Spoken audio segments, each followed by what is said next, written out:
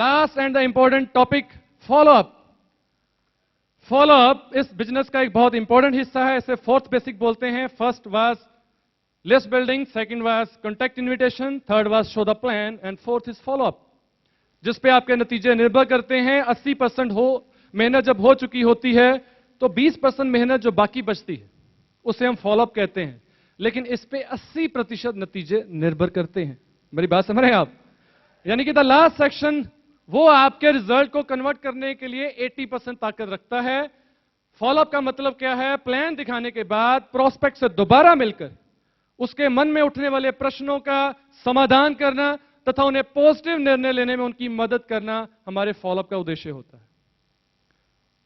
Follow up के लिए आप उस सोच से जाते हैं कि आपको जो बात उससे कर चुके हैं उसके लिए रिजल्ट में उसको डिसीजन में कन्वर्ट करने के लिए आप बात करेंगे। कुछ फॉलोअप इमीडिएट प्लान के बाद होते हैं, उसको हम प्राइमरी फॉलोअप करते हैं, प्राइमरी फॉलोअप कहते हैं। प्लान खत्म होने के बाद, इफेक्टिव क्लोज वाले सवाल खत्म होने के बाद आप तुरंत जो उससे बातें कर रहे हैं उनको प्राइमरी फॉलोअप कहा जाता है। यस उसके बाद वाला सेक्शन आ जाता है सेकेंडरी फॉलोअप, जिसमें सामने वाला इस बात को कहते हुए टाल देता है कि मैं पूछ के बताऊंगा, मैं सोच के बताऊंगा, अभी मेरे पास पैसे नहीं है, अभी मैं बिजी हूं, कुछ समय बात करूंगा। उसके बाद उस व्यक्ति के साथ कंटिन्यू करना अपने रिलेशन को, अपनी बातचीत को दूसरे दिन बाद, 4 दिन बाद तक जारी रखना, उसे हम सेकेंडरी फॉलोअप कहते हैं। सेकेंडरी फॉलोअप कई बार कुछ दिन या कुछ हफ्तों तक चलता है और कई बार कुछ महीने तक चलता रहता है, जब तक कि वो व्यक्ति अपने बिजनेस को ज्वाइन करने का डिसीजन नहीं ले लेता। आप 2 महीने पहले दिखाए हुए प्लान किए गए व्यक्ति को भी आज भी मिलकर मीटिंग के लिए दोबारा इनवाइट करके फिर से ज्वाइन करवा सकते हैं। इसलिए जरूरी है कि आप जिन भी लोगों को प्लान करते हैं आप उसे एक रिकॉर्ड के रूप में डिटेल को, इंफॉर्मेशन को जरूर संभाल करके रखें। यह आपके लिए हमेशा काम में आने वाला डाटा होगा, जो मैं बताऊंगा लेटर ऑन क्या है। फॉलोअप करने के लिए मुख्य रूप से, इंपॉर्टेंट रूप से 2 टेक्निक्स का इस्तेमाल किया जाता है, या ऐसी भाषा का इस्तेमाल करना बेहतर माना जाएगा। एक हम बोलते हैं फील फेल्ट फाउंड, और second important is question can be answer. Feel felt found यानी समझता हूं, लगा था, देखा वाला फार्मूला अपनाएं। इसका मतलब क्या है? जब सामने वाला कहता है कि मैंने पहले भी किया था, ये काम नहीं चलते, यस, ये सामने वाले की एक तरह से क्वेरी आपके सामने आई, तो आपने उसको क्या कहा कि सर जो आप कह रहे हैं बिल्कुल ठीक है, मैं सहमत हूं आपसे इस बात से कि आप ऐसा क्यों कह रहे हैं, क्योंकि मुझे भी शुरू में ऐसा लगा था कि ये काम नहीं चलता, जब तक मैंने इसका ये पार्ट नहीं देखा, जब तक मैंने ये नहीं जाना उसको बोलना। यानी कि आप उसको महसूस करवाते हैं कि वो सही है, आप उसे ऐसा बोलते हैं कि आप भी ऐसा सोचते थे, फिर आप बोलते हैं कि आपने क्या देखा। मैं ज्यादा लोगों को नहीं जानता या मैं इस काम को नहीं समझा सकता, तो मैं उस व्यक्ति को इस टेक्निक का इस्तेमाल करते हुए कहना चाहूंगा कि सर आप बिल्कुल सही हैं, ज्यादा लोगों की तरह बिल्कुल सही हैं, आपका ऐसा सोचना बिल्कुल जायज है कि आप ज्यादा लोगों को, आप किसी को ये बिजनेस नहीं समझा सकते। पहले मैं भी ऐसा ही सोचता था कि मैं इस बिजनेस को किसी को समझा नहीं सकता, पर फिर मैंने क्या देखा, मुझे गाइड किया गया कि यह बिजनेस आप अकेले नहीं, एक एक्सपर्ट टीम के साथ करते हैं। आप इस बिजनेस की खाली शुरुआत करते हैं, टीम आपकी मदद करती है।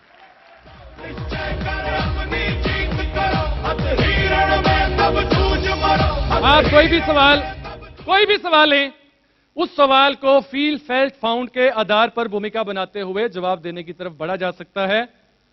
क्वेश्चन कैन बी आंसर, सवाल ही जवाब है।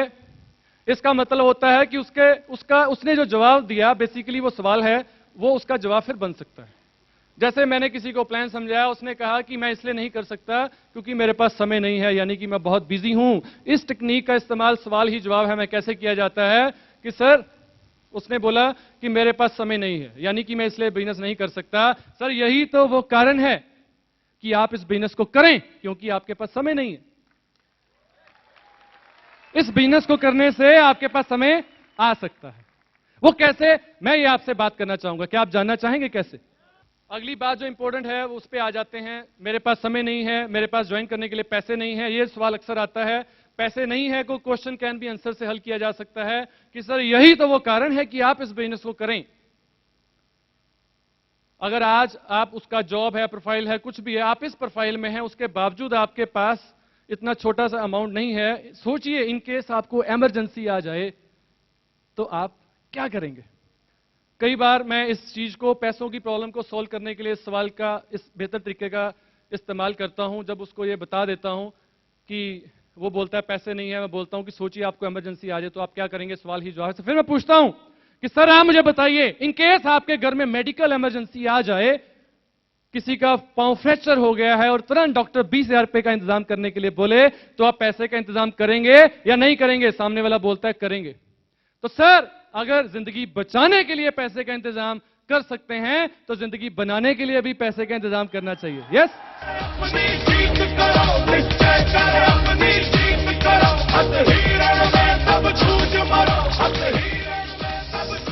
ऐसे बहुत सारे सवाल हैं, ये एक अलग टॉपिक हो सकता है, क्वेश्चन आंसर राउंड। मैं आपको 100 क्वेश्चन के आंसर्स जो मैं बेहतर समझता हूं हो सकते हैं दे सकता हूं, बट टाइम टेकिंग प्रोसेस होगा। हम आगे बढ़ते हैं। टेक्निक की बात की गई थी, वो मैंने आपको सिखाने की कोशिश की है। ये सवाल आपकी फॉलोअप करने में मदद कर सकते हैं। जब आप फॉलोअप करें, सेकेंडरी फॉलोअप करें, तो इन सवालों को इस्तेमाल कर सकते हैं अपनी कन्वर्सेशन में शुरुआत करने में। जैसे जब किसी से दोबारा मिलना, तो ये पहला सवाल हो सकता है हाय हेलो करने के बाद कि सर मैंने जो आपको इंफॉर्मेशन पैक दिया, क्या आपने उसे पढ़ा? यानी कि उस व्यक्ति को उस रूपरेखा पे लेके आने के लिए फॉलो पैक को बोलते हैं इंफॉर्मेशन पैक। हाँ या ना का जवाब कुछ और फिर आगे कन्वर्सेशन को लेके जा सकता है। प्लान करने के बाद यह सवाल पूछना बहुत बेहतर हो सकता है कि सर आपने पूरे प्लान को सुना या आपने पूरे प्लान को देखा, तो आपको इसके दो पार्ट्स में से एक एजुकेशन पार्ट और एक बिजनेस पार्ट, इनमें से ज्यादा बढ़िया पार्ट कौन सा लगा, एजुकेशन पार्ट या बिजनेस पार्ट? इस तरह से बात करना, ऑप्शन देते हुए बात करना अच्छा होता है। ज्यादा पोर्शन आप सकारात्मक तरीके से पूछें। सकारात्मक मेरा मतलब है कि इस तरह से पूछें कि उसमें नो वाली ऑप्शन ही ना हो कि सर अगर इस बिजनेस को पार्ट टाइम करने से आपकी अच्छी इनकम आ, अगर आपको बिना डिस्टर्ब किए, बिना आपके बिजनेस को डिस्टर्ब किए हुए पार्ट टाइम करने से इस बिजनेस से अच्छी इनकम आ जाए तो आपके लिए बढ़िया होगा या बहुत बढ़िया? यही वो जवाब देगा। इसका मतलब है कि दोनों ही जवाब बेटर हैं और दोनों में से वो बेटर वाला जवाब जो आप सुनना चाहते हैं उस पर करें। ओपन मीटिंग में ऐसे सवाल अक्सर स्टेज पर पूछे जाते हैं। सिखाने वाली बात यह थी कि बातचीत जब भी करें ऑप्शन देते हुए बातचीत करें, उसमें से दो में से एक चुनाव करने के लिए आप उसे मोटिवेट करें। लोगों को हेल्प करना डिसीजन के लिए हमारी जिम्मेदारी है। जैसे आप पेमेंट कैश देंगे या ड्राफ्ट, ये ऑप्शन एक सवाल का होगा। सेकेंडरी फॉलोअप के समय प्रोस्पेक्ट को दोबारा शॉर्ट में प्लान अवश्य दिखाएं। अगर उसको एक हफ्ते से ज्यादा हो चुका है तो आप उसे इस तरह से रूपरेखा पर ला सकते हैं कि जो हमने सर आपके साथ प्रोजेक्ट शेयर किया था, मैं चाहूंगा थोड़ा सा आपको रिफ्रेश करूं। उसमें पूरे प्लान को 20 मिनट के प्लान को 25 मिनट के प्लान को 5 मिनट में मोटे मोटे शब्दों में समझाया जा सकता है ताकि आप अपनी कन्वर्सेशन को, रूपरेखा को वहां पे सही जगह पे लेके आ सकें। फिर वो मैंने जो बात आपसे कही थी, सवालों का जवाब। सवालों का जवाब देने में सबसे इंपॉर्टेंट पॉइंट क्या रखना है, मैंने आपको कहा था बीच में सवाल मत पूछिए। सवाल का जवाब देने के लिए उसको पेपर पे लिखते रहिए, 1 2 3 4 5। मान के चलिए सवाल लिखे गए 2, ये सर्टिफिकेट कौन देता है, पढ़ाता कौन है? अक्सर आप जब जवाब के लिए बात करेंगे तो उसको आप पूछेंगे सर और कोई सवाल, तो सामने वाला कहेगा नहीं नहीं पहले इसका जवाब दीजिए। यस यस, मेरा मानना है कि आप उसे उस समय जवाब मत दीजिए, पहले उन्हें कहिए कि सर और इसके अलावा कोई सवाल। नहीं नहीं पहले इसका दीजिए। नहीं सर, फिर भी अगर आपके दिमाग में कोई आ रहा हो तो फिर वो एक आध सवाल और पूछ सकता है।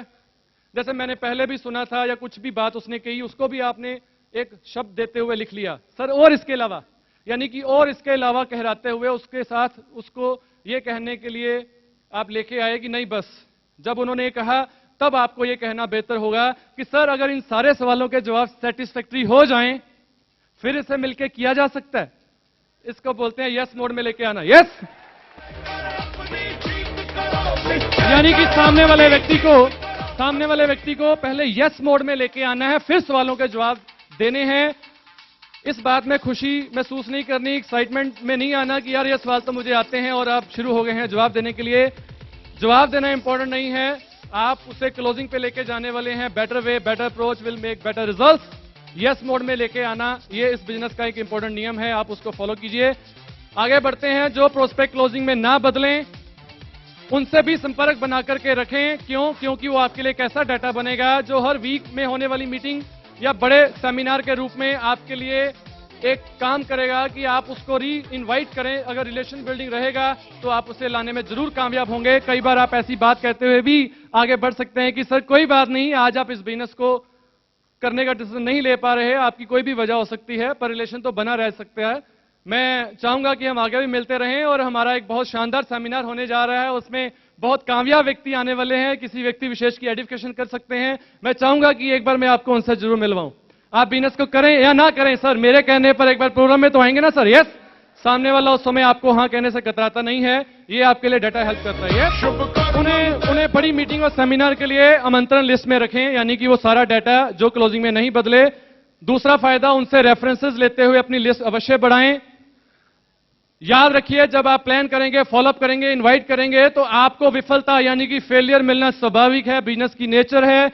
10 लोगों को प्लान किया तो 10 ज्वाइन नहीं कर रहे, 2 कर रहे हैं, 8 नहीं कर रहे, 10 को बुला रहे हैं, 8 नहीं आ रहे, 4 आ रहे हैं। ये बिजनेस का बेसिक नेचर है। You just enjoy this profession, this business, the nature of the business.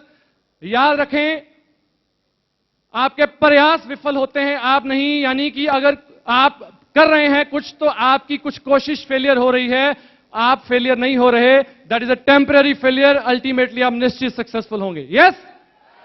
टिके रहकर लगातार प्रयास करने से आप बेहतर बनते चले जाते हैं। उसी चीज को बार बार करने से, दोहराने से आप बेटर होते हैं, बेस्ट होते हैं, परफेक्शन पर पहुंच जाते हैं, आपका आत्मविश्वास बढ़ जाता है। पहले 10, 20, 30, 40, 50 लोग आप ये सोच करके उनको मिलने की शुरुआत कीजिए, प्लान कीजिए कि आप बिजनेस को सीखने के लिए ऐसा कर रहे हैं। क्या आप मेरी बात समझ पा रहे हैं? यस। अगर आपका प्रोस्पेक्ट नहीं ज्वाइन करता तुरंत, तो बिल्कुल निराश मत होइएगा, डिमोटिवेट मत होइएगा, आगे बढ़िएगा। इस बिजनेस का एक मंत्र याद रखिएगा, if yes best, if no next. अगर वो आ गया बहुत बढ़िया, अगर नहीं तो पारी अभी बाकी है। ये एक इंपॉर्टेंट बात है दोस्त। मान के चलें कि मेरे हाथ में एक इंपॉर्टेंट पेन है जिसमें डायमंड लगा हुआ है, बेशकीमती पेन। मैं किसी दूसरे व्यक्ति को देने की कोशिश कर रहा हूं, वो लेने से मना कर रहा है। पेन अभी भी किसके हाथ में है? मैंने उसके बाद दूसरे को दिखाया, उसने मना किया, किसके हाथ में है? तीसरे को दिखाया, उसने लेने से मना किया, किसके हाथ में है? मेरे हाथ में। मेरे दोस्त, ये वो अपॉर्चुनिटी है। लूजर वो है जो ले नहीं पा रहा। प्लान के रूप में शानदार अपॉर्चुनिटी आपके हाथ में है, जिससे किसी और की जिंदगी बदलेगी। Just one plan can change the life.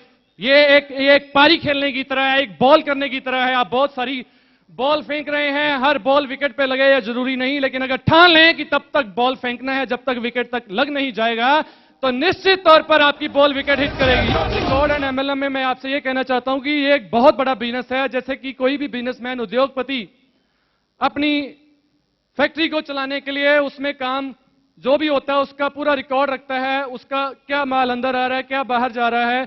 इसी तरह से आप भी इस इंडस्ट्री में बीइंग ए नेटवर्कर एक बहुत बड़े बिजनेस को अगर खड़ा करने की सोच रखते हैं, तो आप अपने किए गए एक्शन को जरूर रिकॉर्ड करें। जो मैं आपसे एक प्लान के रूप में कहना चाह रहा हूं, प्लान हो तो उसे जरूर रिकॉर्ड करें। किस दिन प्लान दिखाया गया था, लिस्ट में लिखे हुए सारे नाम बाकी हो, एक फॉर्म हो जिसका नाम है रिकॉर्ड, एसटीपी रिकॉर्ड फॉर्म। अगर आप उसमें ये सारी चीजें लिख रहे हैं कि उस व्यक्ति का नाम, एज, प्रोफेशन, एजुकेशन, लिस्ट वाली सारी चीजें, फिर उसके बाद आ गया प्लान की डेट, फर्स्ट फॉलोअप कब हुआ, उसके कमेंट्स क्या है, secondary follow up, second follow up, due date क्या है, ये आपने उसमें मेंशन किया। उसके बाद उसको वीकली अपडेट किया कि वो फॉलो मैच्योर हुआ या नहीं हुआ, आपने उसने कोई ओपन मीटिंग देखी या नहीं देखी, उसने कोई फॉलो पैक पढ़ा या नहीं पढ़ा। ये एक उसको हेल्प करेगा आगे बढ़ाने में, उनके नतीजों को बदलने में आपकी मदद करेगा। क्या मदद मिलेगी? डेली एक्शन को रिकॉर्ड ना करने पर आप पुराना डाटा भूल चुके होते हैं। अगर किसी को पूछूं कि आज से 8 दिन पहले या पिछले 15 दिनों में कितने प्लान किए, वो बोलता है 20। तो किन किन लोगों को किए? तो 20 नाम एक समय पे दोहराना उसके लिए मुश्किल होगा। किस डेट को हुए, क्या कमेंट से मुश्किल होगा। लेकिन अगर एक डाटा लिखा हुआ है तो वो डाटा उसकी योजना को बनाने में, प्लानिंग बनाने में बहुत आसानी करेगा। क्या आप मेरी इस बात से सहमत हैं? यस। इसका प्रैक्टिकल मैं यहां पे कर सकता हूं। बोलने वाला बोलेगा सर इतने प्लान किए, मैं पूछूंगा कि वो नाम भूल चुका होगा, मुश्किल से 5-10 लोगों के नाम ले पाएगा। रिकॉर्ड ना रखने पर आपको अपने कार्य की गति पता नहीं चलेगी। सर बिजनेस नहीं चल रहा, बहुत हद तक इस बिजनेस के ना चल पाना, यानी कि इस भाषा का इस्तेमाल लोग जब करते हैं, रिजल्ट नहीं आ रहे, बिजनेस नहीं चल पा रहा, यह निकलता है कि वो उतनी संख्या में प्लान नहीं कर रहा या नहीं कर पा रहा जो करना जरूरी है। यस, सारा रिजल्ट इस बात पे डिपेंड करता है, उसकी संख्या नहीं पता चलती, उसकी गति नहीं पता चलती। रिटर्न रिकॉर्ड आपको बताएगा in the month of January कितने प्लान हुए, in the month of December कितने प्लान हुए। यस, रिकॉर्ड करने से आप अपने काम को एनालाइज कर सकते हैं, विश्लेषण कर सकते हैं, उसको रीडिस्कस कर सकते हैं अपनी अपलाइन के साथ। बिना रिकॉर्ड के आपकी कोई भी अपलाइन आपको, जहां कोई आपकी सीनियर अपलाइन सेमिनार के लिए एज ए गेस्ट स्पीकर जब वहां पहुंची है, अगर रिकॉर्ड लेके बैठेंगे वो आपको अच्छा गाइड कर सकेंगे, वो रीजन एनालाइज करेंगे, नतीजे ना आने का क्या रीजन है, उससे आपको जो उस व्यक्ति से रीअपॉइंटमेंट आपने रखी थी वो मैच्योर नहीं हुई, इस बारे में पता चलेगा। मेरा एक ऑब्जर्वेशन है कि ज्यादा रिजल्ट हम इसलिए नहीं ले पाते, ज्यादा क्लोजिंग हम जो किए हुए प्लान है उनको क्लोजिंग तक इसलिए कन्वर्ट नहीं कर पाते क्योंकि हम उस व्यक्ति के साथ जो हमारा सेकेंडरी फॉलोअप होता है उसको मैच्योर नहीं कर पाते, यानी कि जो प्रोस्पेक्ट है वो हमें मिलने के लिए टालता है और वो हम टल जाते हैं, हम उसका स्ट्रॉन्ग फॉलोअप नहीं करते कि हम दोबारा उसे पकड़ें और फॉलोअप के लिए अपॉइंटमेंट मैच्योर करने में कामयाब हो पाएं। यह चीज करने से आपके नतीजे बदल जाते हैं। नेक्स्ट, आप अपने प्रत्येक एक्शन को रिकॉर्ड करके उसकी अपलाइन को देना फीडबैक प्रोग्राम है, टेलीफोन के जरिए मिलकर अपने कार्य की पूरी जानकारी अपलाइन तक पहुंचाएं। आप अपलाइन के अनुभव का, एक्सपीरियंस का फायदा ले सकते हैं। जब आप डिस्कस करेंगे तो वो आपको एक्सप्लेन करेंगे कि बेटा यहां क्या करना है या कैसे ब्रदर करना है। ये आपको नेटवर्क मार्केटिंग में आने वाले बुरे दौर से बचाएगा। कई बार लोग अकेले काम करते हैं, लिस्ट को, अपने प्रोस्पेक्ट्स को समझ लीजिए खुद खराब कर लेते हैं, उनको सही हैंडल ना कर पाने की वजह से अब वो दोबारा उन प्रोस्पेक्ट से मिलने में कामयाब नहीं होते, तो वो बिजनेस का एक फेलियर फेस चला जाता है। अपलाइन उस समय आपकी मदद नहीं कर सकती। अगर आप हर वीक अपने काम को एनालाइज करेंगे तो अपलाइन उन फॉलोअप्स को मैच्योर करने में आपकी मदद करते हुए आपके नतीजों तक बदलने में आपकी ज्यादा मदद कर सकती है। यानी कि इससे आपके और आपकी अपलाइन के बीच कम्युनिकेशन गैप नहीं बनेगा, इससे आपके प्रति आपकी अपलाइन की रिस्पॉन्सिबिलिटी बढ़ जाएगी और उससे आपके लिए रिजल्ट बढ़ आएंगे। क्या मैं सही कह रहा हूं दोस्त? यस।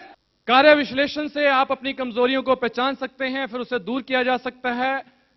फिर वही बात कि उसको विश्लेषण यानी कि एनालाइज करते हुए सही प्लानिंग बनाई जा सकती है, उस पर अमल किया जा सकता है, जो आप खुद भी कर सकते हैं, अपनी अपलाइन के साथ कर सकते हैं। मेरा ऐसा मानना है कि हफ्ते में एक बार आपका उस अपलाइन के साथ बैठना जरूरी है जिसे आप अपनी एक्टिव अपलाइन मानते हैं, और उसके साथ उन प्लान और उन फॉलोअप्स के बारे में चर्चा करना जरूरी है जो आपने पिछले वीक एक्शन में किया, ताकि सही समय पर उसको डिसीजन में कन्वर्ट किया जाए। ये था दोस्त 4 basics, that was the most important follow up. I wish आपको मजा आया होगा। क्या मैं सही कह रहा हूं दोस्त? यस।